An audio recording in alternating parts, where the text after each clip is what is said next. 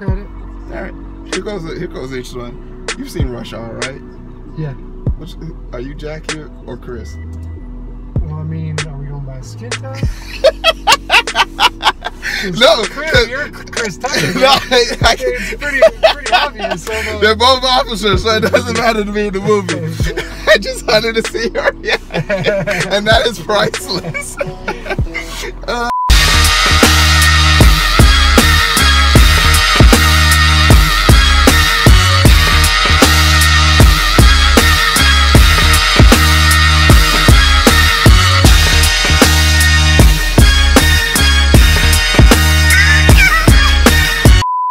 Hey guys, how you doing? HEERO, back again, ride along. I told y'all it was gonna happen. I told y'all ETO is really stepping his game up. Off top, it's gonna be a bumpy ride, y'all. My thing is clearly just hanging up there. I'm hoping it stays in place. But we get a high pursuit chase. Well, we're stopping. It's against policy for what? To chase with you. I can't go on a chase with you? I can't put civilian lives in danger. Can you tell? All right, let's go down a list of things we can do right now before I get excited. What we can do, each call we go on, you can get out of the car as long as it's not like an active shooter or something. Yeah. Can I hit cover and grab the shotgun? If it's a fan, I expect you to. Okay. So not only can you, it's expected. You might be deputized at that point. Hey. But hopefully we don't run into something like that. All right. Long-time friend. I mean, I love this guy. If he was any darker, we'd be twins. Look at us. Look at us. We went to college together at Texas Tech. We both got a master's degree in forensic science. We're both living a dream. He's an officer for the Lubbock Police Department, one of the finer establishments in the country, and one of the fine officers standing on beside me. I want you guys to know that this is courtesy of him. He's taking me along and taking us along in this adventure, and we greatly appreciate it. We have a lot of supporters out there that have been asking for this and wondering, hey, how are you going to initiate this type of positive reinforcement in the community? And this is my first step towards it. And stay tuned. Once again, thank you to everybody who's been helping out with the program. It's really flourishing. You guys who are part of the top 50 and top 20 should be receiving emails anytime now about your logins and how to establish your own connection to ETO. My developers have been getting in contact with me, telling me that things have really been moving smoothly. So we'll get to that in a little bit. But just off bat, Nick, tell us who you are, rank, where you're from. Give us the rundown. Well,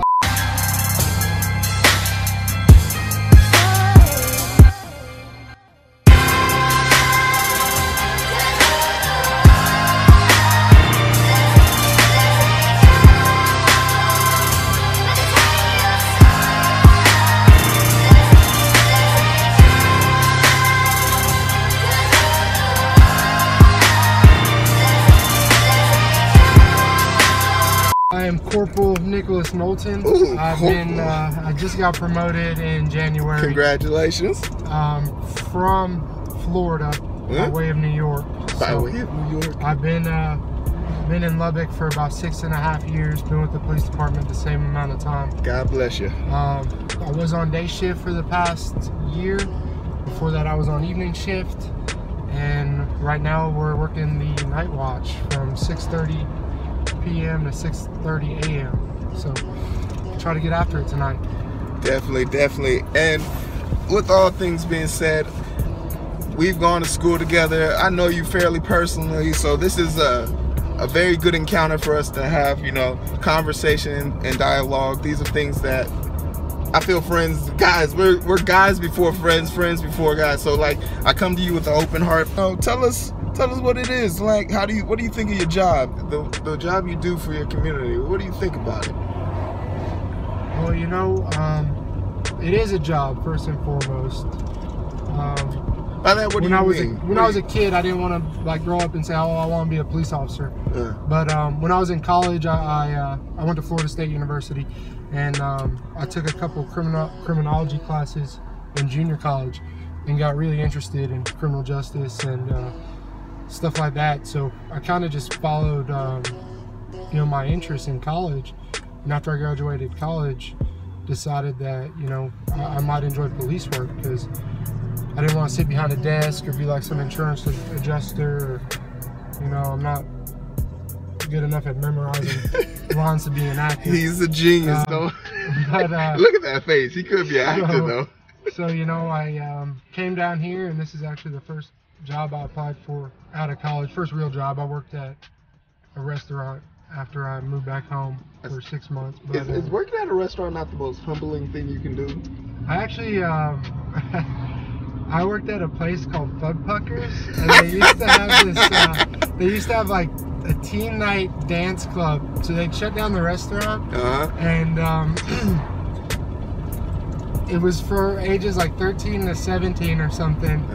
And I'm from a big tourist town in Florida, so it'd be packed, but I was essentially a door guy. I was HEERO light, you know. I was HEERO for the 13 to 17 year old demographic, and I love it. I love police work. It's good stuff, man. Definitely.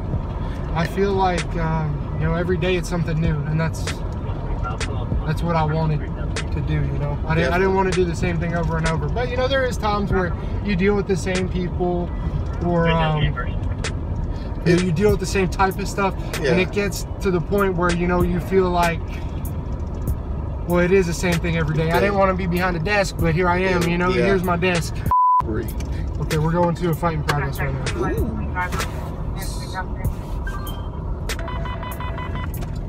We get to hit the lights? Come on. Not yet. We might. Just called out with a fight in progress. 3000 block of Amherst. Okay. So, I don't run lights and sirens. It's been frowned upon in years past, but they're actually they've kind of fixed policy for that, to where if you need to speed and get somewhere, make sure that you're doing lights and sirens. But at this point, you know, the officer said fight in progress. As far as we know, he's okay right now. So we're not gonna bust it too crazy. We're gonna go try to get there as soon as possible, but we're not gonna be going 80 in a residential. We're down at 45 right now. And that's now, definitely if he were to call out and say, hey, step it up, or I got somebody running, you better believe we're gonna get there as quick as we can, lights and sirens. So as we arrive to the scene, what is the protocol we should be thinking about? Signal for us. So we cancel this. Here tonight. We'll swing by anyway. Just to make sure everything's okay. But I mean, in that instance, I think the immediate thing that we need to be aware of is crowd control. And if, you know, people are going at it and scrapping or whatever, and it's a fight, I'm not going to jump in there immediately. They're going to wear themselves out for a second. If they have, this is personal preference, you know, this is how I would handle it. Not every officer's going to handle it the same way. But it's going to be crowd control, making sure it doesn't get any bigger. And from there, it's to take care of the problem parties. So the people that are going to be yelling and screaming and egging everything on, we're going to try to take care of them first.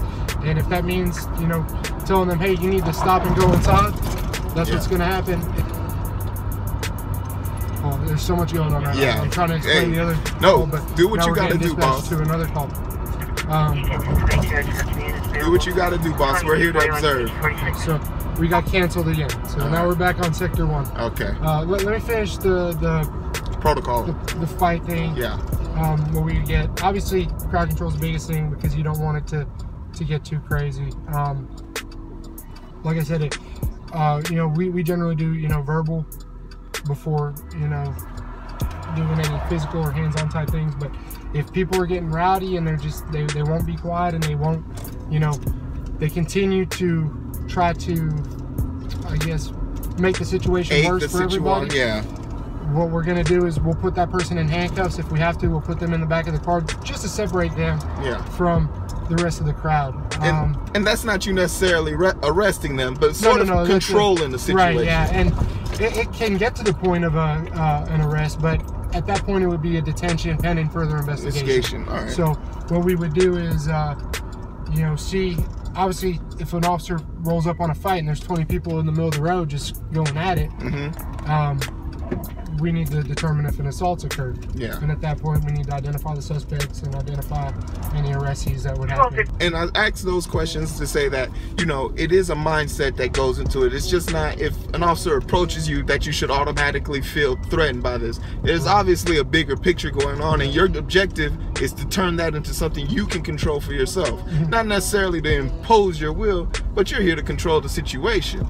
So when you, just a side note for those people that know, when an officer approaches you and if you're at the fight and you're trying to get the world star signature film going on, that's cool and all, but he has a job to do, and we have to be able to respect that. And that's one thing, you know, ETO is going to speak on, is understanding the officer's perspective is everything, because it lets us know exactly how much we have to offer in that situation. And if your presence isn't helping the situation, you have to understand when an officer telling you to back off. So that's perfectly fine. And Nick's a good guy. He's not going to tell you anything that's going to hurt you. For each of these calls, I mean, 3,000 Main Street. Is there a priority list? Yes. Okay. So each call will come in with its own priority. That's a party holding 1602 Avenue X. So I'm pretty sure I was there last week. These people, bunch of frat kids. But a party is a priority 3. Whereas a domestic is a priority 2. That just means that the calls need to be dispatched within a certain amount of time. So the party call will hold a little bit longer, or a lot longer than a priority 2. A priority 2 will go out pretty much immediately. Priority 1 will be like an active shooter, homicide, you know, people, shots fired, accident with injuries is usually priority 1. And just like, I know on a slow night you could definitely see a few, but if you were looking for a little bit of excitement, what are some of your preferred called outs? What do you prefer to be called out for, if anything? I know it might be a weird salt and sugar question, but like, for example, I mean, what calls do I prefer to get called to? Yeah, because like for me, when I did my first ride along, obviously I was on the ID, right. So I'm looking for anything. I want bullets, I want blood, I want guts, but that's me. Obviously, that's probably not something you're lined up and wanting to see every night. Right. You know, that's a lot of paperwork for like the initial officer to get it. I don't know, man. I prefer not to have those calls. You know, where somebody's shot or you know, somebody's hurt real bad. I understand the appeal of it, being, you know, a forensic science student. That is it interesting? Yes, but at the same time, you're dealing with loss of life, or you know, people or their family members are hurt, or people are hurt. So, I mean, sometimes that stuff gets heavy. But what I like to do, and it's more self-initiated activity stuff. I do gang member IDs for our gang unit people. Okay. So I keep this database. It's just a personal database that I have. And I have this little camera here. Yeah. So I take their pictures and we fill out their gang ID cards, and they send it to the gang unit just to keep tabs on like all the bad people that we deal with. And so anecdotally, I'll tell you a story. Sure. A couple years ago, I did a gang ID on this guy named and he's a Crip. Crip in Lubbock. Oh yeah. But this is old here. So, you know, he's rolling 60s. Wow. So I don't know if you're familiar with that stuff. He's brave. So what we do, or what you know, the gang unit asks us to do, is when you come in contact with a gang member, they want you to fill out a gang ID card. It's right in here, and basically there's 8 descriptors that can connect somebody to a gang. Yeah, but just a quick question: what would make him want to, you know, give up his information? Okay, so this is a custodial stop. Okay. He you know, if he wants to fly that flag and he wants to, you know, be loud and proud, he's rolling 60s. Yeah. That's on him, in my opinion. He's detained here. He's lawfully detained. Okay. He has no option. All right. State law, you know, says that we can identify gang members. All right. And so it is a law to identify him. Right. Okay. So, and you know, if he doesn't want to tell me, you know, or if he's shy about it, I can say, well, look, Mr. You got your 6 here, you got your freaking but basically he has a wife beater on. So like he can see the symbols of his gang. So basically what he's saying, he didn't just walk up to this man with a jacket on and fully covered and said, "Sir, I need you to strip down for me." No, he saw him flying his gang symbols out and proud, and by that he initiated a law, which then Officer Nick took into his own care. Well, even before that, this, I remember this was on a domestic call. Okay. So it's not just me saying, you know, I see two people walking by and they're both in blue or something. Okay. Although, you know, if it's in a known gang area and two people are walking by in blue, and I know that this is a Crip area, yeah. I have reason to detain them. Okay. To do, you know, fill out a gang ID card. Yeah. And run their name and do all that. But they're not necessarily under arrest. They're not under arrest. Okay. But they are detained. Okay. So, I mean, there is a big difference between that. He'll be free to go once I complete my contact with him, which is, you know, photographing him. Sure. But, so I did this a couple years ago. Mm-hmm. And, oh, sorry. Oh, no, you're fine. So I was on day shift, like I was saying, and a couple weeks ago, I don't know, do you follow the news here in Lubbock? I think I know what case you're about to talk about. Okay. He got stuck up. He got robbed. Yeah. At some apartment complex, and he was not the nicest person. No, he to was me, not. when I dealt with him initially, on this, when I filled out that gang ID card. Yeah. And so I'm the first officer on scene. It's 6:30 in the morning. I got there, and I mean, Garrett shot. He's shot up. Yeah. And so I go in there, and you know, you see a guy out there bleeding, and he's not happy. He's crying. Yeah. And you know, it's a complete 180 from Mr. Yeah. So, you know, the way I look at it is, if you play with fire, you know, that stuff's gonna catch up with you. Yeah, you know, eventually. he chose that lifestyle. Yes. And I think that's something that we can both agree on. If you choose that life of crime, you understand the stakes that you're playing with. But and even if you don't, you get what you deserve. Right. He was hanging out with these people, but he got shot, and I said, I go in there and I'm like, basically, if this is a homicide, about to be a homicide investigation, I don't know how hurt he is. He's conscious at that point in time. So I'm trying to get as much information as I can. Who shot you? What happened? What's your name? Yeah. As much information as I can before EMS takes him. Exactly. Because I'm the initial investigating officer, and if he were to die in the hospital, I can testify in court, dying decree. Yeah. But otherwise, it would be hearsay. Like, say he lives, it's hearsay. But any information that he can give me, I can get out to the whole city and say, this is the person that we're looking for. We got to get this guy off the street immediately. 2114. All right.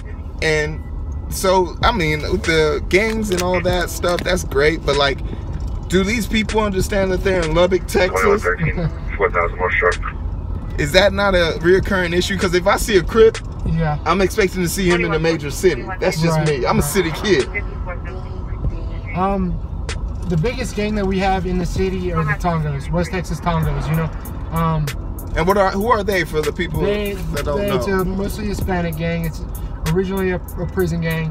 The Tongos are a prison gang in Texas. I believe they were formed to go up against the Mexican Mafia. So they fighting each other? In prison. Okay. But so now the Tongos are the biggest group in the state as far as prison gang goes. And it goes by what region that you're from. So everybody in Lubbock is going to be West Texas. If they're from Houston, they're going to be Houston. If they're from Dallas, I don't know what they're called, but the Metroplex, they have their own name for that area. And then San Antonio has their own name too. I'm not really familiar with them because we just get, you know, West Texas guys. Yeah. And so their tattoos will be like anything with Texas Tech, if they have like double T on their face, or if they have, So affiliation by the university, I mean, that's what they use. That's their symbol. The double T is their symbol. Wow. That, and you'll see 2320, which is the letters WT. I've seen a lot of the Washington Nationals logo, the W, the swirly W. They use that. And they're very common. That's the biggest gang that we'll deal with. But we do deal with Crips. We do deal with Bloods. I've dealt with Latin Kings. Now, Mexican Mafia. I know that you had a particular interest in gang unit. You've always told me that you wanted to be in gang. Tell me about why that's so interesting to you. Well, you know, I think that once you get into that, I guess those people, the gang people, Yeah. those are the real bad guys. Yeah. And I can go out and I can pull people over for speeding, and I can go write your mom or your aunt a ticket for, you know, failing to signal a turn, but that's not, sorry, that's not the bad guys. Yeah. You know what I mean? And I'm out here to, I want to fight crime.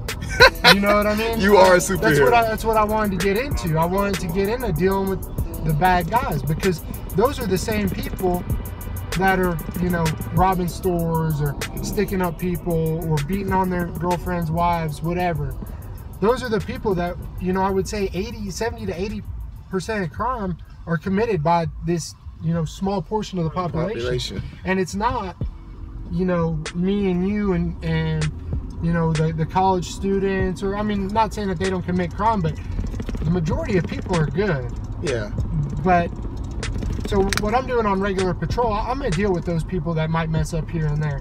But I just think I'd rather get down, do the down and dirty stuff, and just, you know, take care of the bad guys. Yeah, definitely. And it's more isolated, because at least with that situation, you know who you're confronting. Right. And it's not a stagnant situation where you pulled me over and I'm upset. Right. Versus you pulled a Crip over and it's like, hey, I need to get this information from you. You've done this, you've done that, and we know that this is true. Quick question, top 5 rappers, go. Top 5 rappers right now? All time. All time? Because I'm gonna, it's easy. New York, I gotta go Biggie #1. Ooh. I have to. Okay, I'm gonna go 2 because I grew up in the South. Gotta be Gucci. Gucci. Okay. Okay. 3. Let's see. Florida? Ain't no Florida rappers right there? Florida rappers. This is your top 5. This is my top 5. Yeah, Sure. you got this deep. My top. I mean, you're gonna see on I got on my iPod a lot of Starlito. I don't know if you know who Starlito is. That's a shout out. We'll put them in the tags. Okay. Put them in there. You tag him. ETO. Who else? That's 3. Kendrick is killing it right now. Okay. Obviously. Okay. One more. What? I'm trying to think of what I listen to the most. I'm a big Currency fan too. All right. Currency. I really like Currency. Hey, we gonna shout them out too. Yeah. So that top 5. That's just what I'm feeling. That's what you feeling. All right. Cool.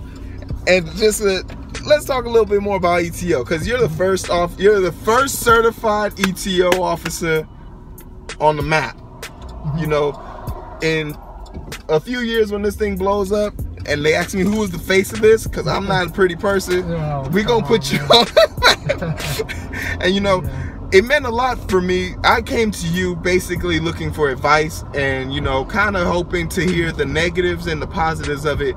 But what I got from you was, yes, this needs to be something. And I didn't really believe in it as much as I do now until you kind of gave me that push. I remember talking, we were on the phone, you were doing 101 things, but you sat down, you talked to me, you told me, like, man, this is gold. If you can do this, you can do this. So just tell me what ETO means to you, and just how you feel this will affect you. Because basically, you're an officer. Right. And I've always tried to make it sound or seem, the perception is this is a app that's going to build a form of communication. Mm-hmm. So tell us what you think about it. How does it make you feel? And I think that's the biggest thing, is to open some lines of communication between our agency or any police agency in the community.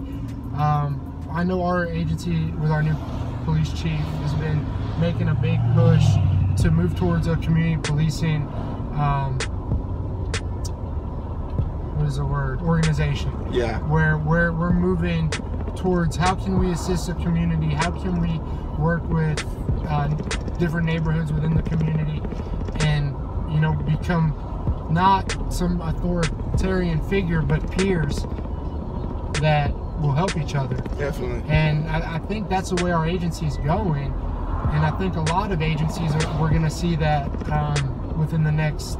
I think that's going to be the big shift in policing, because of, you know, all the incidents that we've had between different communities and their police agencies. At the end of the day, our job is to take care of the community, and we're supposed to do that in the way that we're trained, which is, you know, enforce the laws, you know, we're not gonna go out there and fight fires, but we're gonna go out there and try to catch every burglar and do that kind of stuff. But as far as, you know, the ETO app, I feel like it's a way to open up lines of communication between the agency and the community. Definitely. So once you get that line of communication open and you have a mutual respect for each other, you can bring ideas to each other. And I'm talking about, you know, individual people or you know, communities as a whole can say, hey, this has been an issue in our community. What resources do you have as an agency that can help us? And if it's, you know, putting officers on foot patrol during certain hours, or, you know, allocating unmarked vehicles to try to catch burglars, or whether what we're doing, our department actually just put together a homeless outreach team to help the homeless community. So there's 3 officers dedicated to helping the homeless in the community. And I feel you guys get a very bad rap because no one ever hears that story. No one ever hears about the officers that are on homeless patrol, who are basically out making sure that all aspects of the community are safe. Not just the people who pay, not just the people who don't pay, the sick, the healthy, the rich, the poor, everyone in between, and there's more. They all get equal share from that part of the community, and that's a great aspect of it. Now we'll fill out another one, and I'll take the pictures because I don't know who did it, or if he got any updated tattoos, or, you know, shaved off all his hair or something to change his so we can update his address, all that. You know, if the officer on scene doesn't mind, because at the end of the day, it's his call. All right, so so he does kind of have to say so in what's going to happen next, you know? Right. It's his case. You're just there backing him at all costs. And what happened? It was a traffic stop. He ran his name, found out the guy had a warrant, and he's gonna take him to jail on the warrant. No big deal. It was an order issued from a judge. Now it's pretty simple. Yeah, it's a Friday, so there's no court cases tomorrow. So he's gonna be in there for a little while. Judges go there all weekend. They have judges on call all weekend. Oh, okay. So so it won't be tonight, I don't think, but it'll be. He'll be. It seems like before Monday. Is that fair to say? Yeah, I would think so. And he might be able to bond out depending on what the warrant is. All right. And you know, that's another question that a lot of people have. You know, they always hear about swift justice, but they have to understand that, you know, there's a lot that goes into this. To have a judge on call. I'm on call right now for the hospital, so I completely understand what's going on. Like, if they call me to the hospital, I'm going to be like tuck and roll because that's someone's life's in danger. But, you know, whatever this guy is going to jail for tonight doesn't necessarily mean it has to be 6 months. You hear stories about people who've been put in jail for 7 months. That's not the case here. The Lubbock police. I don't know. Yeah, you know. Because if he doesn't pay bond, he might have to sit it out until his court date. Yeah, and which is understandable, clearly. They got a bunch of officers over here.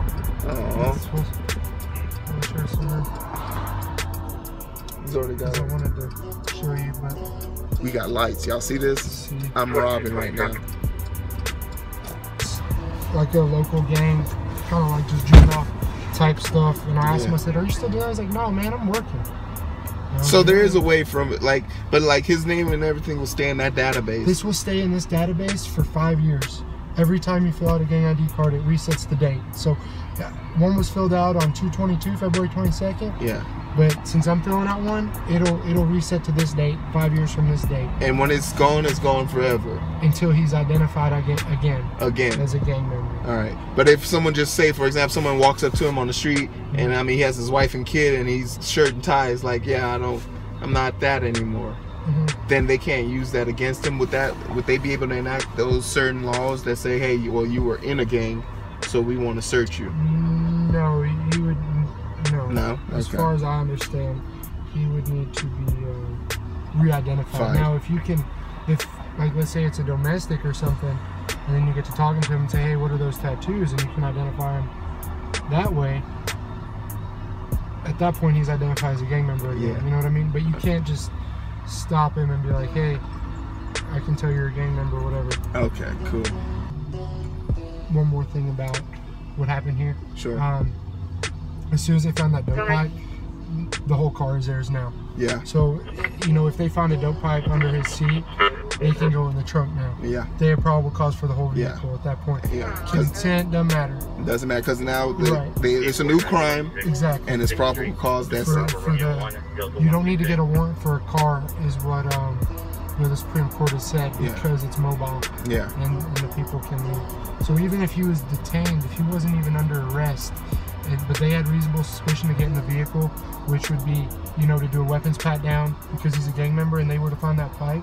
At that point, he had consent to get in the whole vehicle. Okay. Regardless of consent, because at that point he's bought and paid for. Yeah. How we would say. Yeah, it depends.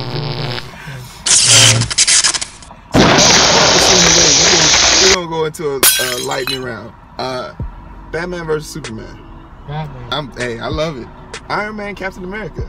I like Iron Man more than Captain America. Okay, I can live with that too. See, this is my brother. I'm telling you, we have the same heart. Who's the better dancer between me and you? I gotta go to you, man.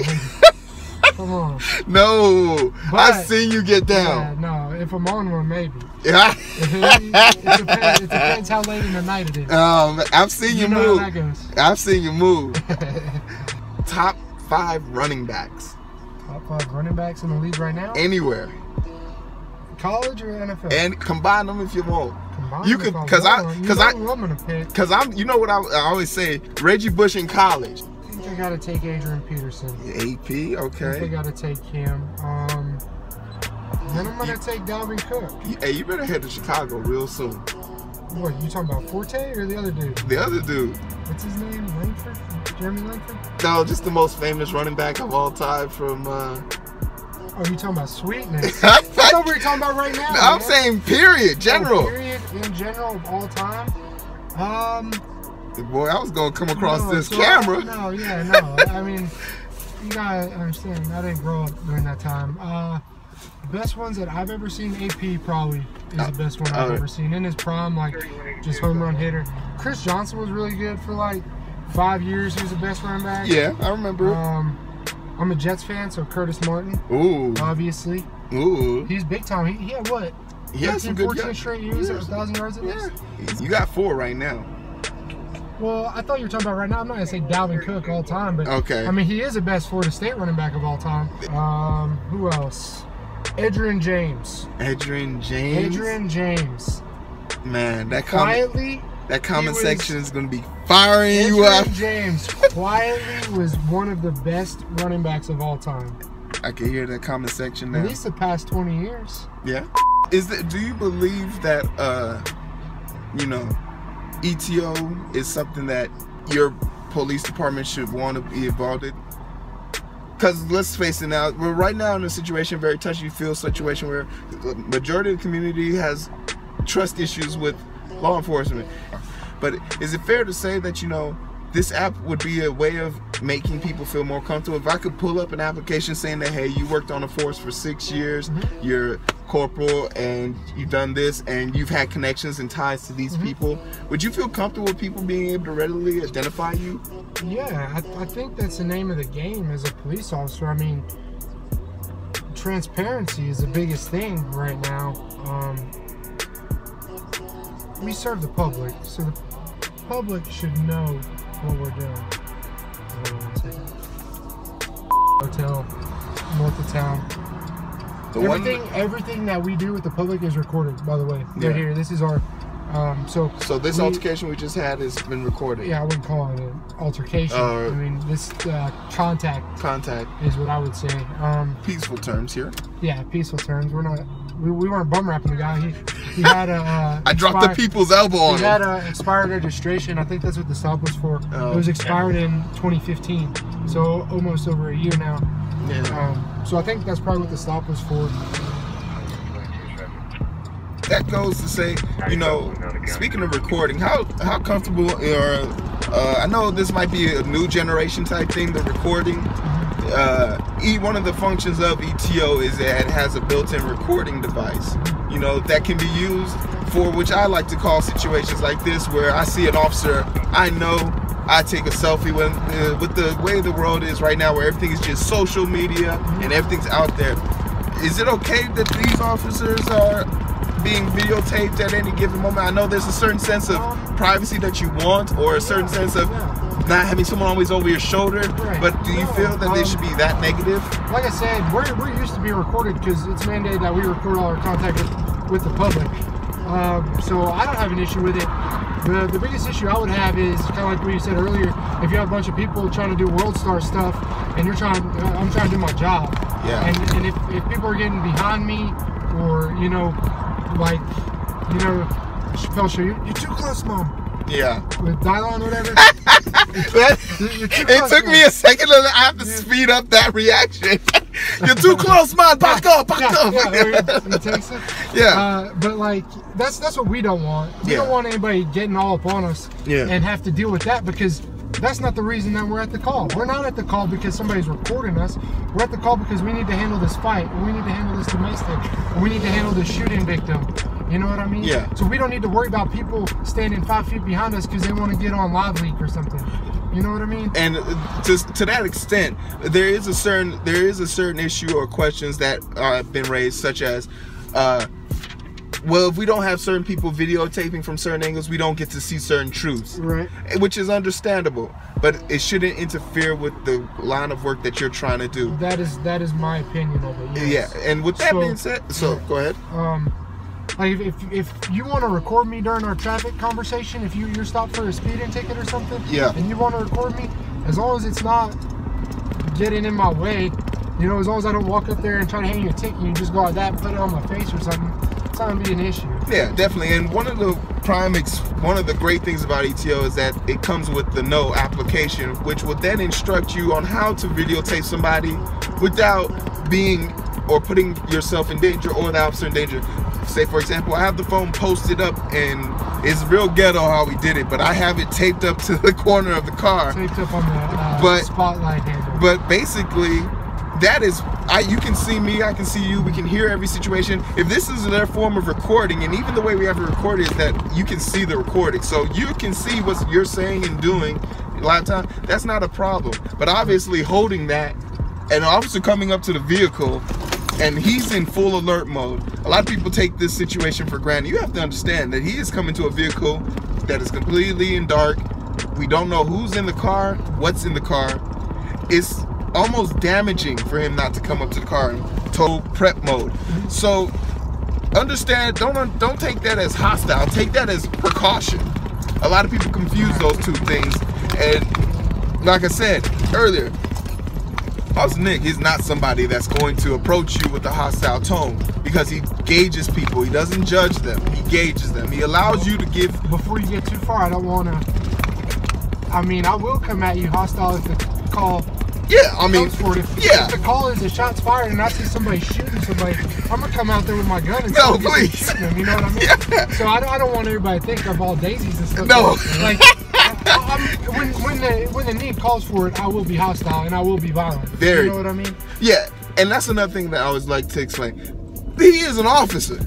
His job details him having to use a certain amount of force. Do you feel with some of the shootings or altercations that have gone on in the community, do you feel that people are justifiably have a reason to be scared? Because we've seen some incidents, and nobody's perfect, but we've seen some incidents that have really made it hard for people to look at officers the same way. Do you feel that they are justified in these reactions? I mean, each community is different. I would not expect that type of reaction as far as like riots and stuff here in Lubbock, but I understand that when you're in like a different town, and if you feel that there's been some sort of oppression that's gone on for years and years, and the relationship isn't that great, and maybe the community isn't working together with the law enforcement agency, do I think that it's justified to I mean, take to the streets? Isn't that what this country was founded on? I mean, you talk about the Boston Tea Party. If somebody feels like they're... I'll give you a chance to Google that. Go ahead. I mean, you feel like your life is being oppressed and you're trying to change when everything else has failed. I think that's the American way, really. Yeah. Situation that you need help is by natural reaction, you should want to call the police for help. Absolutely, yeah. And that's something we have to get back to, where Right.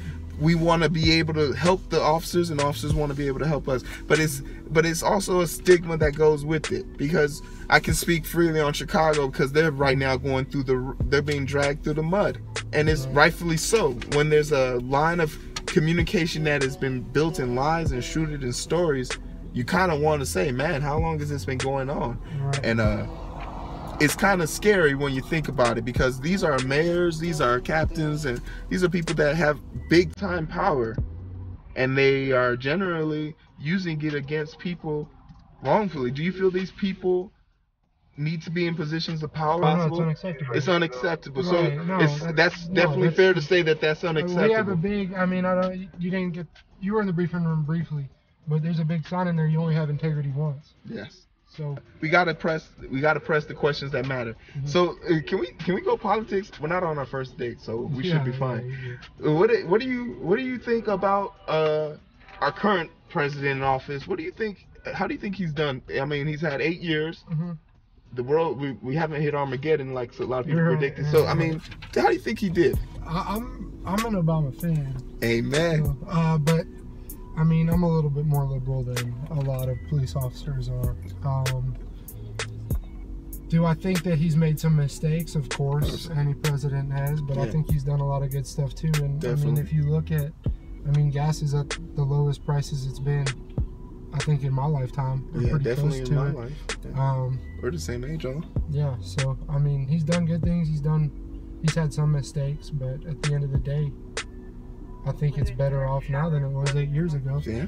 I think that he probably should have done a little bit more and stuff with the war and all that, but I mean, he's only one man, the most powerful man, but he's only one man. Yeah, and I think he left some promises empty there. Yeah, for sure. But I mean, like you said, he's only one man. He only has so many resources, and when you have a Senate and Congress and all that, you got to battle the battle. And you want to go inside? Yeah, let's go inside. What was I about to say? I want to talk a little bit more about President. You know, if one of those GOP presidential candidates win, I might have to leave the country. Right. Being that I'm foreign descent and I'm Muslim, it's really not. It's stacking up against me really bad. What do you think of this guy? I don't want to say his name. I don't want to give him no power, man. Okay. But this guy. If this guy wins, I got to leave the country. Let's just say you're fired. Oh. Right? Get that guy out of here. For real though. Get him out of here. How do you think he's made it this far? I don't know. It's scary. It blows my mind, man. It scares you. It's scary. Absolutely blows my mind. I have no idea how he got there. Because now it's gotten to a point where the other people in his party, the Republican Party, are trying to figure out how to get him out of power. He's turned into a monster. Well, I can't even begin to process it. It's just there's. The Republican Party has done so bad for so long that, so much weaselly stuff. Yeah. That they have somebody who they think is like telling it like it is or whatever, telling it is, but he's not. He's just an asshole. So like, I don't want to dive into who's your selected pick, unless you want to endorse for them or give them that light, that strength, that energy. But I would say Bernie. I'm not a Hillary fan.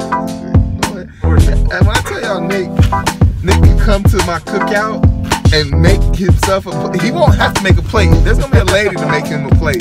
One of my sisters, they gonna come make him a plate because he's just real. And I endorse Bernie big time. I don't know if it's been on my Facebook page, but if you haven't, go check it out, guys. Like, I need you guys to realize, like, there's a picture I just posted up of him. He's in a Million Man March. Yeah. As much research. What's confusing me is how he's not getting any of the black vote. Because people in South Carolina, Hillary got 78% of the black vote. That's scary. I don't understand it. But you want to know why? Yeah. Her husband. Black people love Bill Clinton. They do. I know. But Bernie was like front lines.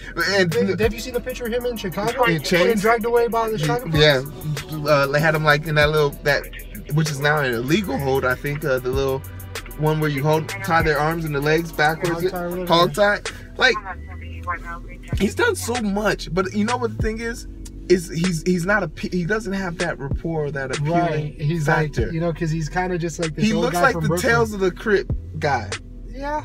But I'm saying to people, you can't judge people off of character. That is so faceless. Like, who judges people off of just looks? Like, that can't be life. And you have to see some of the interviews that, you know, Hillary's having where she can't seem to come up with a response to people. There was this great interview that happened about a week ago where there was this young black female paid $500 to come into the meeting to hear her speak. And in the middle of the speech, she had a Q&A.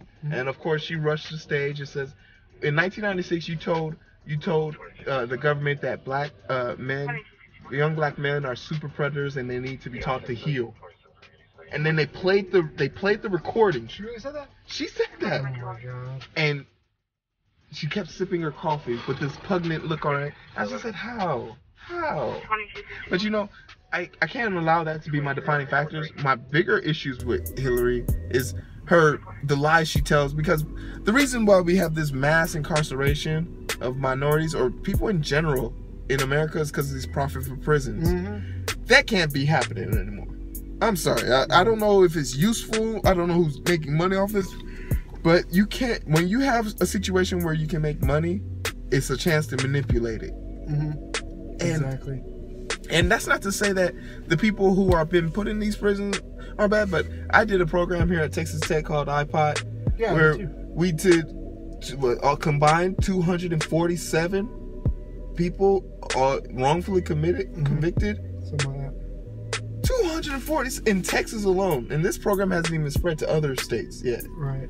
That's disappointing. Didn't they shut down the one here? They did. And for the longest, I know when I graduated at least, we had the highest turnover rates of the cases. Yeah, either closed or adjudicated. Yeah. So it was like, why?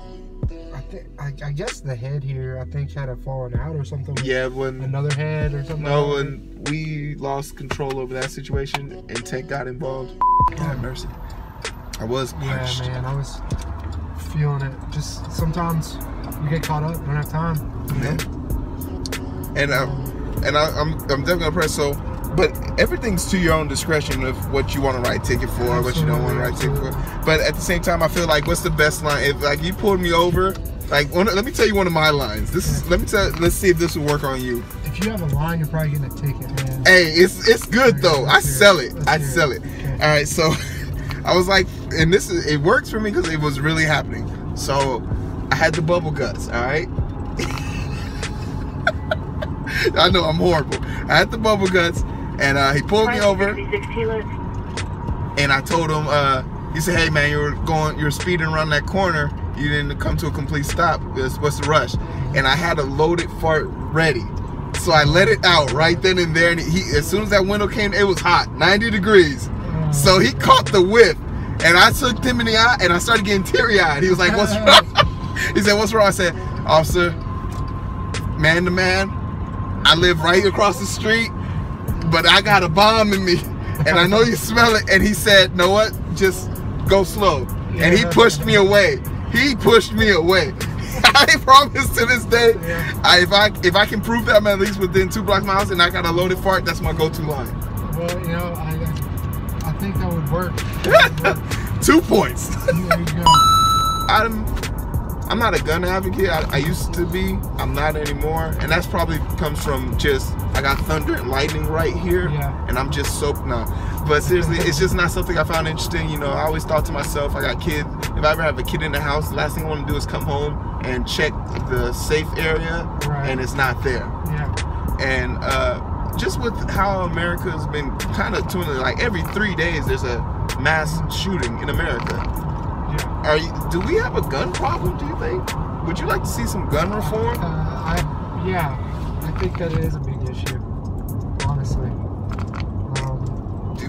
There's been proposals that have been put up, but do you feel like it's just time? Like, that's from office standpoint, and I'm extremely liberal on that topic, where I don't need some average Joe walking into Walmart thinking he's Superman. Right. I agree with you there, and I don't know what the answer is to. I don't think the Second Amendment was intended for building an arsenal of semi-automatic weapons in your home. Yeah. But clearly people smarter than me have interpreted it another way. But do I think that there should be some sort of reform, major reform? Yeah, probably, because these things continue to happen. Yeah. And does that bleed into, they say we have a very violent culture. I was raised outside of America. I came here when I was 15, you know, from Africa.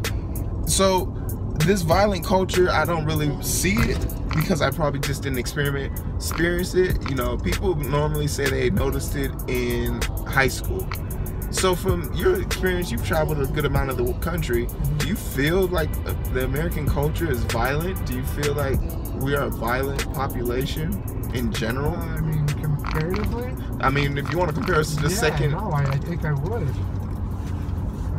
And where do you think that stigma comes from? Where do you think that is? What is that? Movies, the video games, or could it be the rap music? I don't know, man. I don't think it's anything like that. Or do you it's just so ingrained in our culture that it's just... One of the things I always hypothesized, that's a big word, 3 points.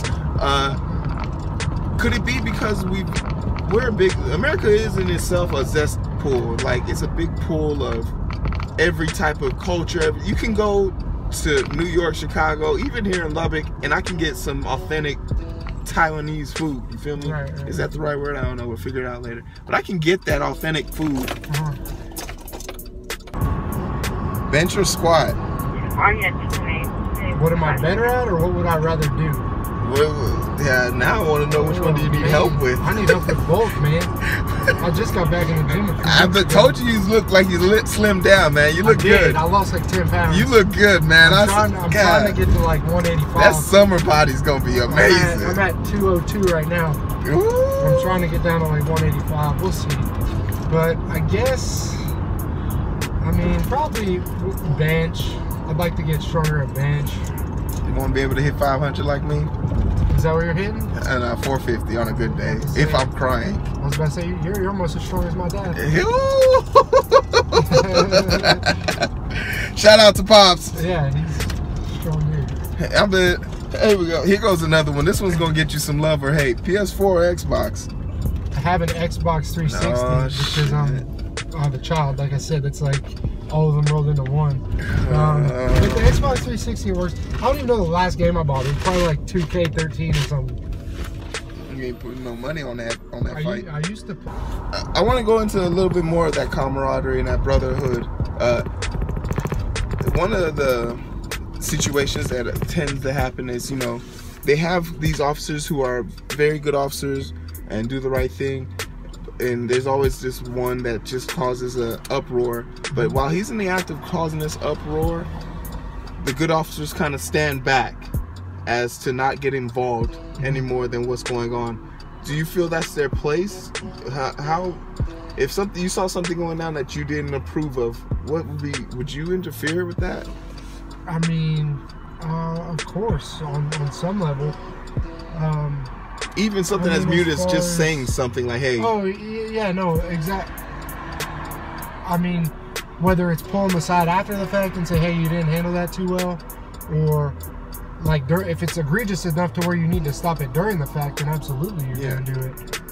But I mean, if it's like, hey, I think you can do it this way and handle the call a little bit better so it doesn't get to, you know, whatever point it got to. Yeah. You know, you take it as like a learning experience. Because there's somebody on my squad, like I was saying earlier, I'm the most senior officer by far. I have 5 years on all these guys. Yeah. You know, they've been doing it for a year, I've been doing it for 6. Everything that I've seen and that I've done in my 6 years, the mistakes that I've made, I can impart on them. Yeah. And say, hey, yo, what you just did wasn't cool. Yeah. Or, hey, it could be handled a little bit better.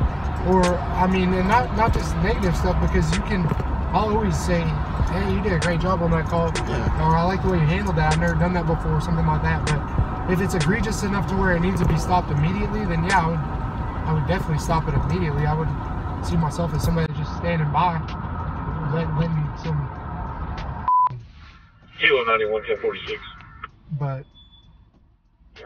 they're all underage. Yeah, 41496. North Loop Interstate. Foxtrot Bravo Zulu. Do you feel like this is a problem? That this can grow to be an issue? I mean, how do you mean? On what level? Because I say to myself, what's the harm? Like, I don't drink. Yeah. But I encourage you like a mug. Like, I buy anyone a drink. I don't care. Right. I feel like, you know, the legal limit should be lowered, but I feel like that's also a reasonable amount of the law, you know.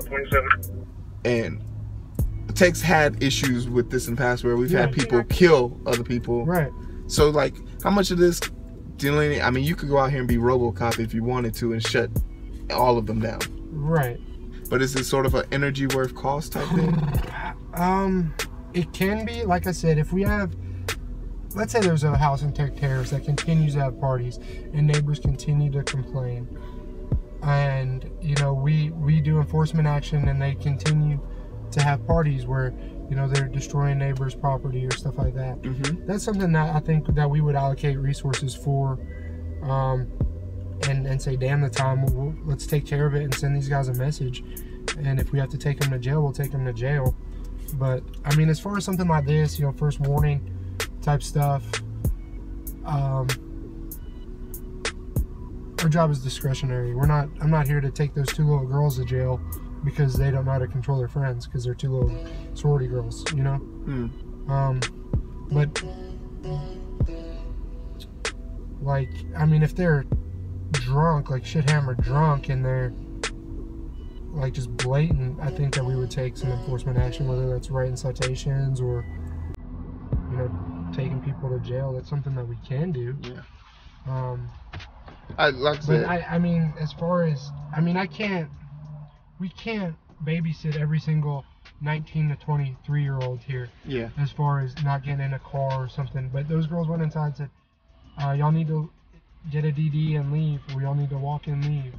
So they're obviously considering it, you know, or get an Uber or whatever. But.